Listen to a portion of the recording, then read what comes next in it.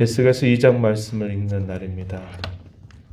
우리가 어제 읽었던 1장의 내용에서 어떤 상황 속에서 선지자로 그가 부름을 받게 되는지, 또 어떤 형편 속에서 그가 또 하나님의 말씀을 전하게 되는지, 그 부분에서 우리가 함께 살핀 바가 있습니다. 그는 제사장 가문의 계열로 태어나서 제사장의 족속에 속한 사람이었는데 제2차 포로로 끌려가게 된 그 상황 속에 함께 당시에 포로로 끌려가게 된 사람입니다. 그발강가에 거주하고 있었던 터였고, 포로로 끌려간 지 5년이 되던 해에 하나님께서 그를 선지자로 특별히 세우시게 됩니다.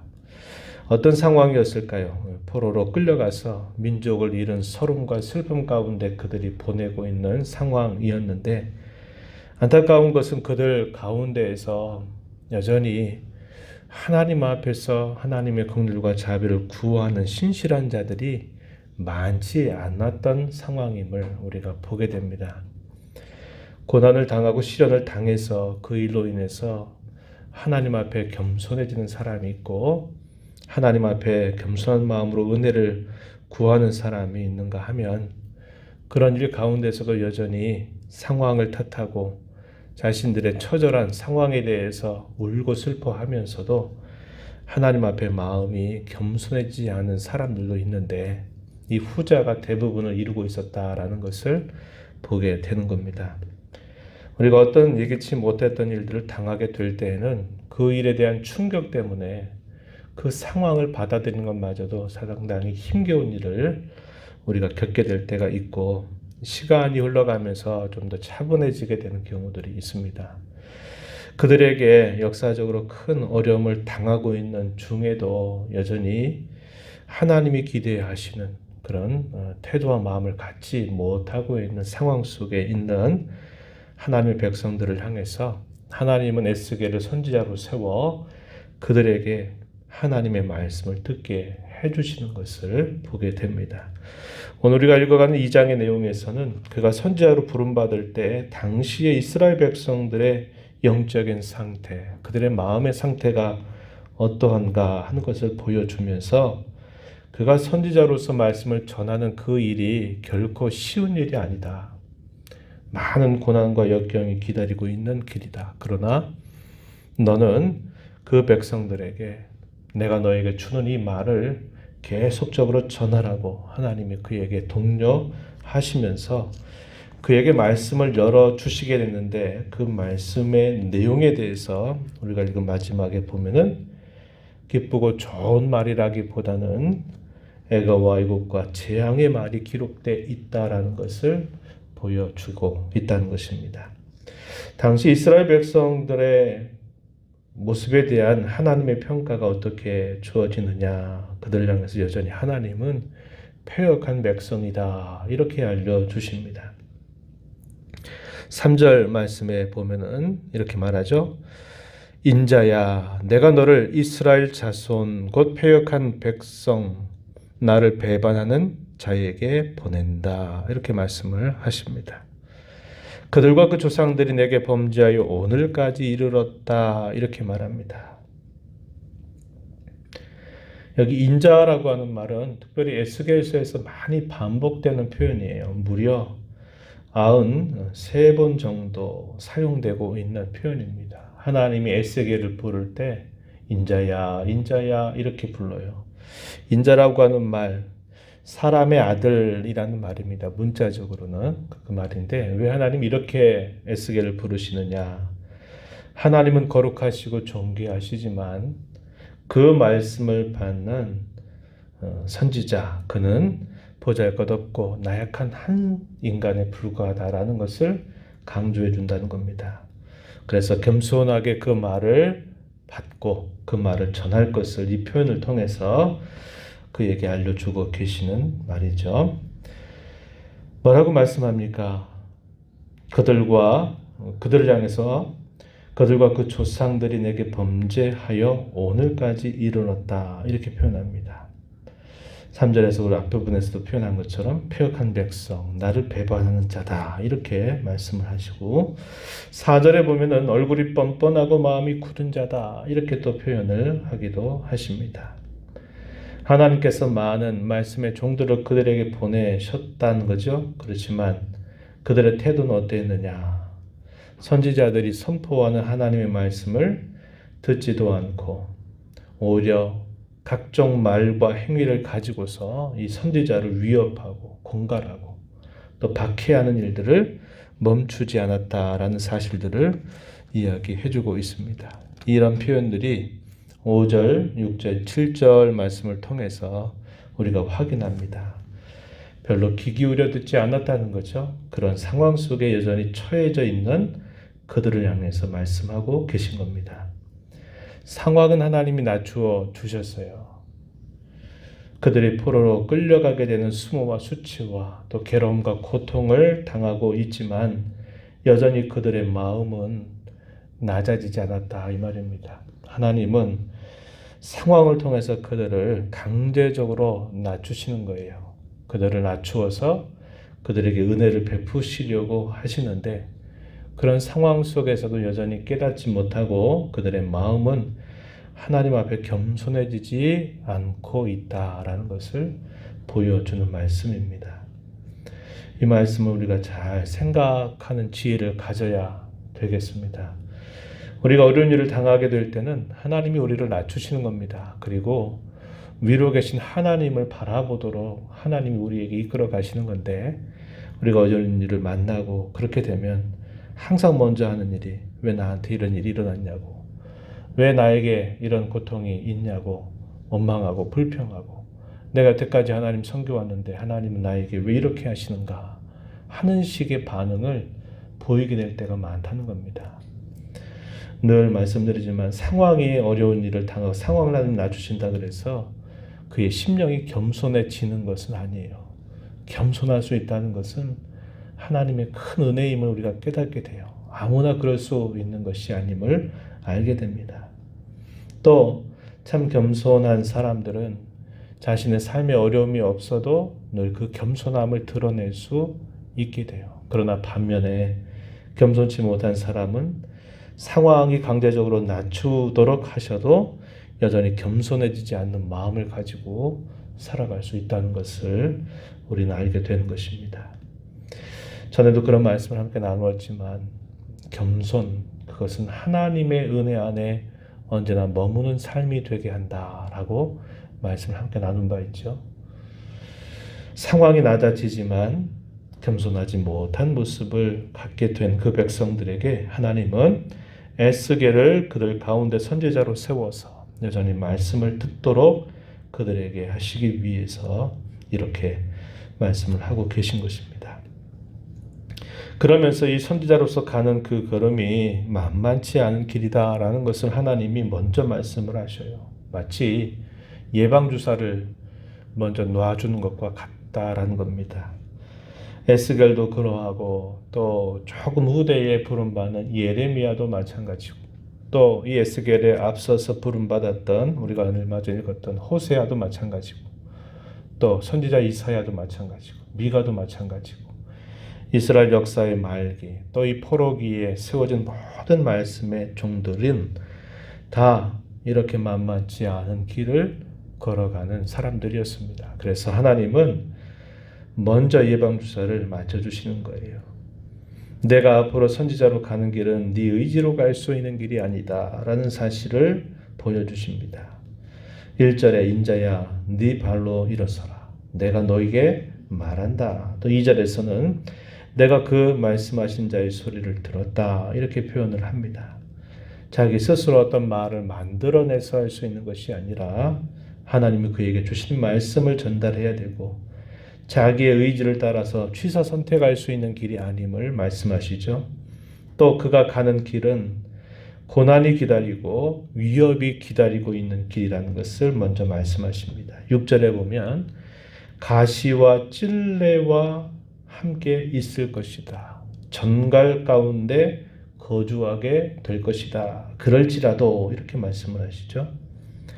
6절 계속 이어진 말씀에 보면은 그들을 두려워하지 말아라. 그 말을 두려워하지 말아라. 그 얼굴을 무서워하지 말아라. 이렇게 말합니다.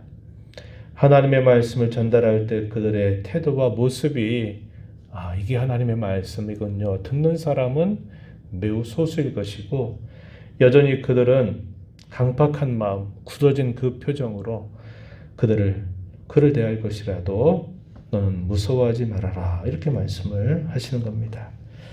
대부분이 듣지 않을 것이다 라고 또 말씀하시는 거죠. 그러면서 5절에서 7절에서 듣든지 듣지 않든지 아니 듣든지 너는 가서 전하라. 이렇게 하나님께서 선지자에게 말씀을 하십니다.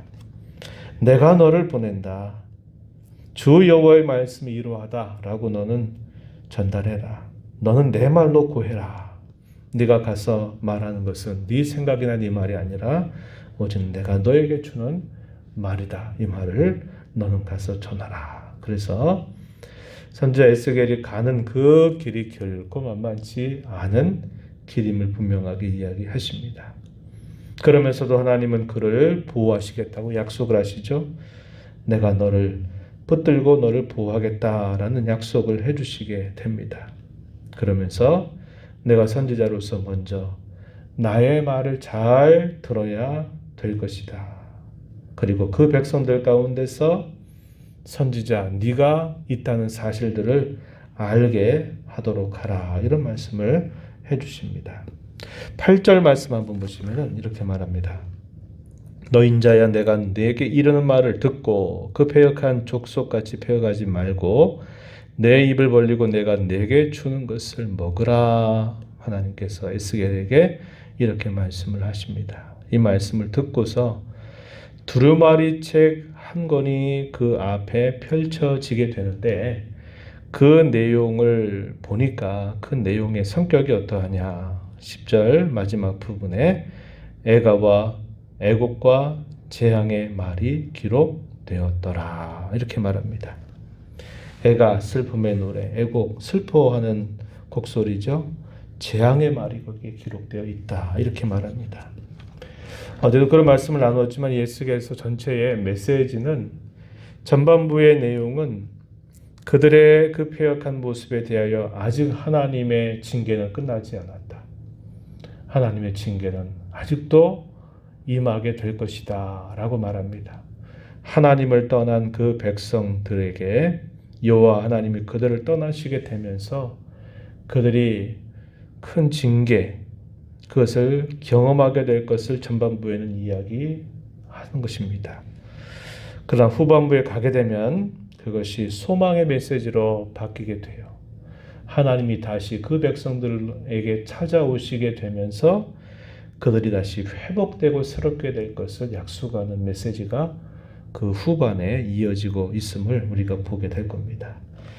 겉으로는 쓴말이고 또 그것이 듣기 싫은 말이고 아픔의 말인 것처럼 보이는데 그 말씀을 잘 받고 그 말씀을 받게 될 때 거기로부터 참 소망이 있다라는 것을 보여준다. 이것을 이런 표현을 통해서 우리가 확인하게 되는 것입니다.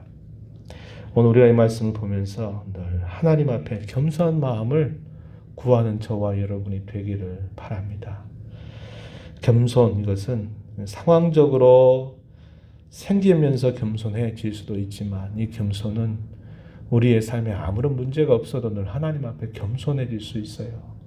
이것이 늘 하나님의 은혜 안에 충만하게 머무는 삶이 된다라는 것을 다시 한번 생각하면서 특별히 우리 자신뿐만 아니라 이 코로나 상황 속에 또다시 강제적인 격리를 해야만 되는, 또 절제를 해야만 되는 이런 상황에 처하게 된 것은 하나님이 우리를 낮추시고자 하시는 그런 하나의 방법일 수 있어요. 그럴 때 여전히 또 깨닫지 못하고 그저 상황이나 원망하고 불평하고 탓하게 되고 우리의 신앙이 하나님 앞에 더 올곧게 서고 가까이 나가서야 되는데 또 이런 걸 계기 삼아서 더 멀리 또 나아가게 된다면 참으로 얼마나 안타까운 일인지 몰라요. 당시 이스라엘 백성들의 영적인 상태가 그러했는데 오늘 저와 여러분이 살고 있는 시대 속에 우리와 우리가 함께 교회를 이루고 있는 우리의 성도들, 이 땅의 교회들이 당시 백성들이 취했던 그런 태도로 나아가지 않도록 하나님의 은혜를 간절하게 구하는 자세를 갖고 힘써가기를 바라는 것입니다. 그리고 선지자로 주시는 말씀이기 때문에 이 말씀을 하나님 말씀을 전하는 사람만 해당된다 이렇게 볼 것이 아니고 이 땅에 교회로 부름받은 저와 여러분은 가장 먼저 중요한 본분이 뭘까요? 하나님의 말씀을 잘 알아듣는 것입니다. 먼저 하나님 말씀을 잘 알아듣고 또 뭐 해야 될까요? 그 말씀을 믿지 않는 세상을 향해서 또 그 말씀을 전하고 그 말씀이 진리라고 하는 것을 증명할 사명과 본분을 가지고 있어요. 이것이 교회가 이 세상 속에 드러내야만 되는 분명한 사명입니다. 이걸 뭐라고 말하냐면 교회의 선지자적인 사명이다 이렇게 부르곤 해요. 교회는 먼저 하나님의 말씀을 듣는 교회가 되어야 되고 그 말씀을 들어서 세상 가운데서 그 말씀을 전하고 그 말씀을 증명하는 본분을 가지고 있다는 것을 기억하면서 오늘 우리의 교회가 이 어려운 시대이지만 하나님 말씀을 잘 듣는 교회, 또 이 하나님의 말씀을 잘 전하고 증명하는 그런 교회가 되게 해달라고 간절하게 하나님께 은혜를 구해 주시기를 바랍니다. 하나님 아버지, 이 새벽을 깨우며 오늘도 저희들의 걸음을 인도해 주셔서 오늘도 앞서가시면서 저희에게 말씀하시는 주님의 음성을 듣게 하심을 감사합니다. 이스라엘 백성들이 3번에 걸친 포로로 끌려가면서 패망하게 되는 일들을 겪는 과정에 그들이 상황적으로 많은 어려움을 당하는 것이 하나님께로부터 온 손길이었고 그들로 하여금 하나님 앞에 겸손하고 낮아지고 하나님의 은혜를 간절하게 구하라고 그런 상황을 이끌어 가심에도 불구하고 당시의 대다수의 백성들은 자신들이 처해져 있는 공경에 대해서 슬퍼하고 탄식하고 아파하면서도 여전히 하나님의 이름을 부르지 않고 있는 그 백성들의 모습을 봅니다.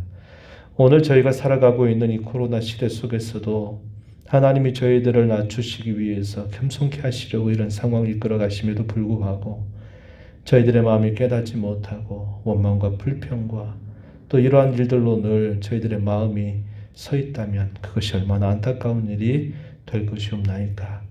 저희들을 겸손하게 하시고 낮아지게 하여 주셔서 위로 계신 하나님, 우리의 진정한 도움이 되신 하나님을 더 바라보고 가까이 한 우리 모든 성도들이 다 되도록 인도하여 주옵시고 이 땅에 주님의 영광스러운 교회로 부름받은 것을 기억하면서 먼저 하나님의 말씀을 잘 알아듣고 마음에 새기는 교회가 되게 하시고 그 말씀을 이 어두운 세상 가운데서 잘 드러내고 전하고 증명하는 교회로 이 땅의 교회를 저희들을 새롭게 해주시기를 간절히 바랍니다. 은혜의 보좌 앞에 나와서 아버지 은혜를 구하는 모든 심령들의 간구에 귀 기울여 주시고 응답하여 주시기를 바라며 예수님 이름으로 기도하옵나이다. 아멘.